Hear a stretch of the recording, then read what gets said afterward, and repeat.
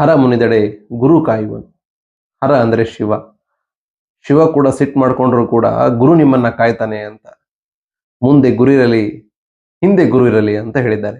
ಈ ತರ ಉಪನಿಷತ್ತುಗಳಲ್ಲಿ, ಪುರಾಣಗಳಲ್ಲಿ, ನಮ್ಮ ಒಂದು ಸನಾತನ ಪರಂಪರೆಯಲ್ಲಿ ಗುರುವಿನ ಮಹತ್ವವನ್ನ ತುಂಬಾ ಚೆನ್ನಾಗಿ ಹೇಳಿದ್ದಾರೆ.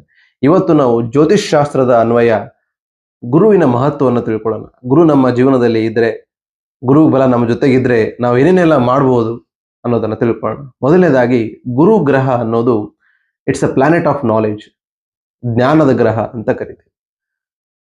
ಈಗ ನಿಮ್ಮ ಮನೆಯ ಒಂದು ನಾರ್ತ್ ಈಸ್ಟ್ ದಿಕ್ಕು ಏನಿರುತ್ತೆ, ಇದನ್ನ ಗುರುವಿನ ದಿಕ್ಕು ಅಂತ ಕರೀತಾರೆ. ಈಶಾನ್ಯ ದಿಕ್ಕು ಅಂತ ಏನ್ ಕರಿತೀವಲ್ಲ, ಈ ಈಶಾನ್ಯ ದಿಕ್ಕಿನಲ್ಲಿ ಏನಾದ್ರೂ ನೀವು ದೇವಾಲಯವನ್ನ ಕಟ್ಟಿದರೆ ಅಥವಾ ಈಶಾನ್ಯ ದಿಕ್ಕಿನಲ್ಲಿ ಕೂತು ನೀವು ಓದೋದಕ್ಕೆ ಶುರು ಮಾಡಿದ್ರೆ ನಿಮ್ಮ ಜ್ಞಾನದ ಹಸಿವು ಏನಿತ್ತಲ್ಲ ಅದು ತುಂಬಾ ಜಾಸ್ತಿ ಆಗುತ್ತೆ. ಇದ್ರ ಮೂಲಕ ನೀವು ತುಂಬಾ ಜಾಣ ಆಗ್ತಾ ಹೋಗ್ತೀರಾ. ಯಾವುದೇ ಒಂದು ಕ್ಷೇತ್ರದಲ್ಲಿ ನೀವು ಹೋದ್ರೂ ಕೂಡ ತುಂಬಾ ಯಶಸ್ಸನ್ನ ನೀವು ಸಾಧಿಸ್ತೀರ. ಆಮೇಲೆ ನ್ಯೂಮರಾಲಜಿ ಪ್ರಕಾರ ಗುರುವಿನ ಸಂಖ್ಯೆಗಳಂತ 3, 12 ಮತ್ತು 21 ಕರೀತಾರೆ. ಈ 3 ಸಂಖ್ಯೆಯಲ್ಲಿ ಯಾರು ಹುಟ್ಟಿರ್ತಾರಲ್ಲ, ಅಂದ್ರೆ 3ನೇ ತಾರೀಕು, ಪ್ರತಿ ತಿಂಗಳ 3ನೇ ತಾರೀಕು ಅಥವಾ 12ನೇ ತಾರೀಕು ಅಥವಾ 21ನೇ ತಾರೀಕು ಯಾರು ಹುಟ್ಟಿರ್ತಾರಲ್ಲ, ಇವರಿಗೆ ಗುರುಬಲ ತುಂಬಾ ಚೆನ್ನಾಗಿರುತ್ತೆ. ಇವ್ರು ಏನ್ ಮಾಡ್ಬೇಕಂದ್ರೆ ಆ ಗುರುವಿನ ಪೂಜೆಯನ್ನ ಹಂಗೆ ಮಾಡ್ತಾ ಇರ್ಬೇಕು. ನೋಡೋಣ ಏನೇ ಮಾಡ್ಬೇಕಂತ ಹೇಳ್ತೀನಿ ನಾನು. ಸೊ ಮುಂದೆ ಏನ್ ಮಾಡ್ಬೇಕಂದ್ರೆ, ನೀವು ಪ್ರತಿ ದಿನ ಎದ್ದು ಈ ಒಂದು ಗುರುವಿನ ನಾಮಸ್ಮರಣೆಯನ್ನ ಮಾಡ್ಬೇಕು. ಯಾವ ಗುರು?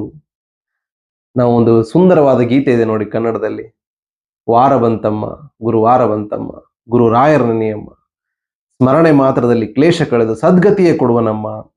ನೋಡಿ ಎಷ್ಟು ಸುಂದರವಾದ ಸೊಗಸಾದ ಗೀತೆ ಇದೆ. ಇಲ್ಲಿ ಏನಂದ್ರೆ ನೀವು ಗುರುವಿನ ಧ್ಯಾನವನ್ನ ಮಾಡಬೇಕು. ಅದು ಮಂತ್ರಾಲಯದ ಶ್ರೀ ರಾಘವೇಂದ್ರ ತೀರ್ಥರಾಗಿರ್ಬೋದು, ಅಥವಾ ಹುಬ್ಬಳ್ಳಿಯ ಸಿದ್ಧಾರೂಢರಾಗಿರ್ಬೋದು, ಅಥವಾ ಶಿರಡಿಯ ಸಾಯಿಬಾಬಾ ಅವರಾಗಿರ್ಬೋದು, ಇವರೆಲ್ಲ ಗುರುವಿನ ಸ್ಥಾನದಲ್ಲಿ ಇರ್ತಕ್ಕಂಥವ್ರು. ಈ ಗುರುವಿನ ಸ್ಥಾನದಲ್ಲಿ ಇರ್ತಕ್ಕಂಥವ್ರನ್ನ ನೀವು ಸ್ಮರಣೆ ಮಾಡಿದ್ಯಾ ಆದಲ್ಲಿ ನಿಮಗೆ ಬೇಗ ಗುರುಬಲ ಸಿಗುತ್ತೆ. ಈ ಗುರುಬಲದಿಂದ ನೀವು ಬೇಕಾದನ್ನ ನೀವು ಜೀವನದಲ್ಲಿ ಯಶಸ್ಸನ್ನ ಪಡಿಬಹುದು, ಅಚೀವ್ ಮಾಡಬಹುದು ಅನ್ನೋದನ್ನ ನಾವು ತಿಳ್ಕೊಳ್ಳೋಣ.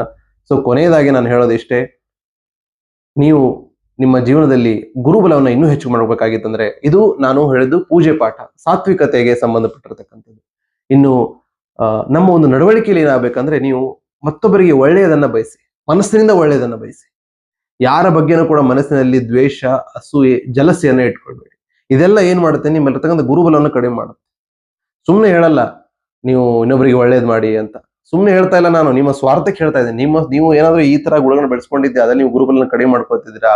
ಗುರುಬಲ ಕಡಿಮೆ ಆದ್ರೆ ನಿಮ್ಮ ಯಶಸ್ಸು ಕೂಡ ಕಡಿಮೆ ಆಗುತ್ತೆ. ಸೊ ಗುರುವನ್ನ ಸ್ಮರಣೆ ಮಾಡೋಣ, ಗುರುಬಲ ನಮ್ಮದಾಗಿಸ್ಕೊಳ್ಳೋಣ, ಜೀವನದಲ್ಲಿ ಯಶಸ್ಸು ಸಾಧಿಸೋಣ. ನಮಸ್ಕಾರ, ಮತ್ತೆ ಸಿಗೋಣ.